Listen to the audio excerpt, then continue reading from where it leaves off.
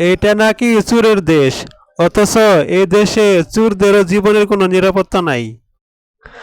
ঢাকা মাওয়া এক্সপ্রেসওয়েতে এক পেট্রোল পাম্পে গাড়ি থামিয়ে ড্রাইভার জানায় সে ওয়াশরুমে যাবে, 10 মিনিট সময় লাগবে। তাতে কি, একজন ড্রাইভার ওয়াশরুমে গেলে 10 মিনিট সময় লাগতেই পারে। তারপর কি হলো বল। গাড়ির ভিতরে থাকা 4 জন যাত্রী তারা বলল, এত গরমের ভিতরে কিভাবে বসে থাকবো, আপনি এসিটা চালু রেখে যান। যাত্রী একদম ঠিক কথা বলছে। ড্রাইভার এসি চালু রেখে ভুল করে গাড়িতে চাবি রেখে চলে যায়।